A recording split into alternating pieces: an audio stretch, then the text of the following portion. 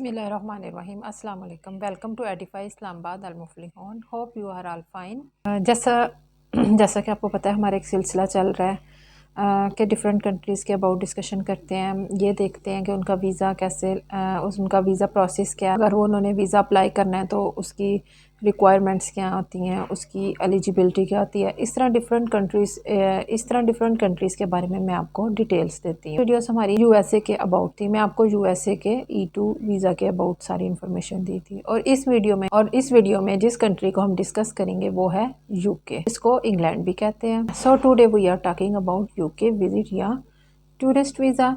इसे आप standard visitor visa भी कहते हैं। इस वीडियो में हम देखेंगे कि यूके का वीज़ा अप्लाई करने की एलिजिबिलिटी क्या है, उसकी रिक्वायरमेंट्स क्या है, कौन कौन से डॉक्यूमेंट्स को साथ अटैच करना ज़रूरत है, उसको आप कैसे अप्लाई कर सकते हैं और उसकी फ़ी क्या है। सो स्टार्ट करते हैं अपना टॉपिक। कंट्री है हमारा यूके, इंग्लैंड। वीज़ा टाइप है tourist visit, standard visitor visa. Eligibility क्या है इसकी? The person had not been deported और the person had not been banned. अगर वो पहले उस कंट्री में गया है तो वो वहाँ से डिपोर्ट या बैन ना हुआ हो, या उसका ऐसा कोई किसी भी किस्म का क्रिमिनल रिकॉर्ड ना हो। इसके बाद आ जाती है इसकी रिक्वायरमेंट में सबसे पहले क्या आ जाता है? वीज़ा फॉर्म इसका ऑनलाइन फिल होता है। फिर उसके बाद क्या आ जाता है? FRC, फैमिली रजिस्ट्रेशन सर्टिफिकेट, यानी इसमें आपके पेरेंट्स, आपकी सिबलिंग्स, इनकी डिटेल्स शामिल होंगी। इसके बाद आ जाता है MRC, मैरिज रजिस्ट्रेशन सर्टिफिकेट। इसमें आपके स्पाउस, आपके बच्चों की डिटेल सारी शामिल होंगी। इसके बाद इसमें सारी डिटेल्स में क्या आ जाता है? उनके नेम, उनके डेट ऑफ बर्थ वगैरह। इसके बाद आ जाता है प्रोफेशनल डिटेल में बिजनेस, जॉब, आप एम्प्लॉयड हैं या सेल्फ एम्प्लॉयड है, आप जॉब करते हैं या आपका अपना बिजनेस है, उसकी सारी इसमें डिटेल्स आप ऐड करेंगे। इसके बाद आ जाता है CNIC, आपका शनाख्ती कार्ड। इसके बाद आ जाता है पासपोर्ट आपका एटलीस्ट 6 मंथ वैलिड होना चाहिए। बाद आपके आ जाएगा आइटिनरी प्लान, टिकट बुकिंग। तो ये मैं आपको बताती चलूँ, आपने जस्ट टिकट बुक करवानी है, आपने टिकट को कंफर्म नहीं करवाना। नेक्स्ट में आ जाएगा हमारा अकामोडेशन।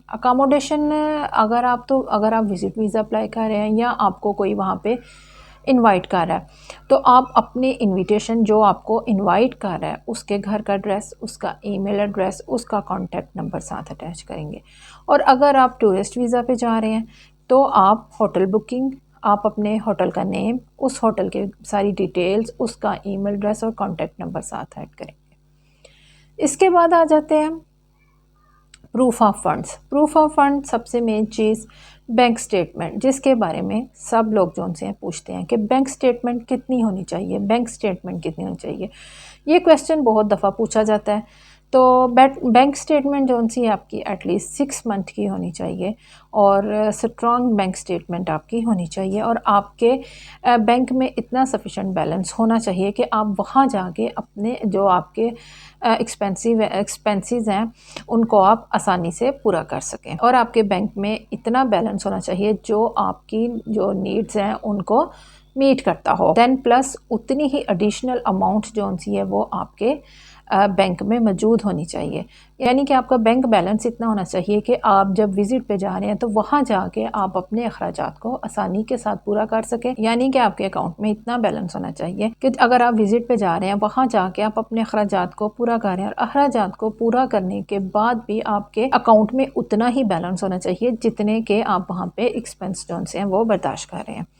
इसके बाद आ जाता है एसिड्स डिटेल में आपके क्या क्या शामिल है। कोई भी वैल्यूएबल थिंग, आपका घर है, आपकी गाड़ी है, आपके नाम कोई प्लाट है जो आपके केस को स्ट्रॉन्ग कर सके और इस चीज़ का प्रूफ हो के आप वहाँ पे जाके स्टे नहीं करेंगे बल्कि वापस आ जाएंगे। तो ये थी हमारी रिक्वायरमेंट्स जो कि यूके का वीज़ा अप्लाई करने के लिए बहुत ज़्यादा ज़रूरी होती हैं। अब देखते हैं इसकी फ़ी क्या है। अगर तो आप 6 मंथ के लिए अप्लाई कर रहे हैं तो इसकी फ़ी है पाकिस्तानी ऑलमोस्ट 35,000 रुपये। लेकिन जब आप 6 मंथ के बाद इसका वीज़ा, जब आप 6 मंथ उधर स्टे करके वापस आ जाते हैं तो उसके बाद अगर आप जब दोबारा अप्लाई करते हैं या आप 2 साल के लिए अप्लाई करते हैं तो इसकी पाकिस्तानी फ़ी है ऑलमोस्ट 1,33,000। और अगर आप इसको 5 साल के लिए अप्लाई कर रहे हैं तो इसकी फ़ी है 2,37,000 रुपीज़। और अगर आप 10 ईयर्स के लिए अप्लाई कर रहे हैं, देन इसकी फ़ी आपकी ऑलमोस्ट 3 lakhs होगी। इसके बाद क्वेश्चन आ जाता है हाउ टू अप्लाई, आप अप्लाई कैसे करें। इसका फॉर्म ऑनलाइन फिल होता है। Then book appointment for biometric at visa application centre. Visa application centre कहाँ पे है? इस्लामाबाद, लाहौर, कराची या मीरपुर में। अब देखते हैं इसका टाइम ऑफ प्रोसेसिंग क्या है। इसका टाइम ऑफ प्रोसेसिंग क्या है? 3 वीक्स मीन्स ऑलमोस्ट आपको 21 डेज़ में इसका रिप्लाई आ जाता है कि आपका वीज़ा ग्रांट होगा या नहीं होगा। और 21 डेज़ में इनमें सैटरडे और संडे इंक्लूड नहीं होते। अब देखते हैं इसके number of entries. Number of entries इसकी मल्टीपल है। सबसे पहले आपका 6 मंथ का वीज़ा लगता है। देन 6 मंथ आप वहाँ पे स्टे करके अगर आप वापस आ जाते हैं और ओवर स्टे नहीं होते वहाँ पे, आप आके 2 ईयर्स का वीज़ा जो है वो अप्लाई कर सकते हैं। फिर आप 2 ईयर्स बाद वापस आ जाते हैं और वहाँ पे ओवर स्टे नहीं होते, देन आप 5 ईयर्स का वीज़ा अप्लाई कर सकते हैं। और इनकी डिफरेंट फ़ी इनकी जोन सी है वो डिफरेंट है, जैसे मैंने आपको वीडियो में पहले बताया। 5 ईयर्स अगर आप वहाँ पे स्टे कर रहे हैं और ओवर स्टे नहीं हो रहे, देन अगर आप वापस आ जाते हैं तो आप आके 10 ईयर का वीज़ा भी अप्लाई कर सकते हैं, जिसकी फ़ी जोन सी है वो डिफरेंट है। Least but not the last, इसके वर्क बेनिफिट, वहाँ पे आप विज़िट वीज़ा पे जाके आप एप्लीकेबल नहीं होंगे कि आप कोई भी वर्क कर सकें या आप वहाँ पे किसी भी किस्म का कोई काम कर सकें। ये थे यूके के अबाउट इंफॉर्मेशन जो मैंने आपको दी है कि यूके का विज़िट वीज़ा कैसे अप्लाई करते हैं, इसका प्रोसेसिंग टाइम क्या है, इसके कौन कौन से डॉक्यूमेंट्स की ज़रूरत होती है, इसकी एलिजिबिलिटी क्या है। और उम्मीद करती हूँ कि आपको मेरी ये वीडियोस पसंद आती होंगी। मेरे चैनल को सब्सक्राइब करें, लाइक करें मज़ीद अच्छी वीडियोस देखने के लिए। नेक्स्ट वीडियो में नेक्स्ट कंट्री के साथ आपके पास हाजिर होंगी।